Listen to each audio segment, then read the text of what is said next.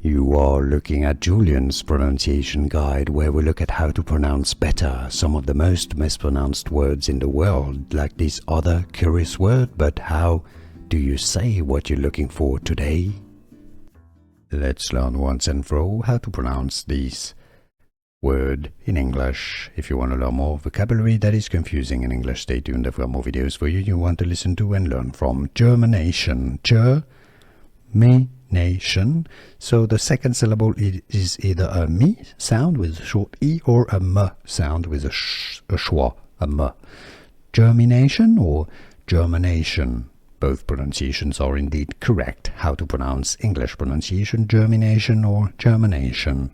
And now you know. Here are more videos on how to pronounce more confusing words and names too many mispronounced. Like this video if you found it useful. I appreciate your support. I'll see you soon and thanks for watching.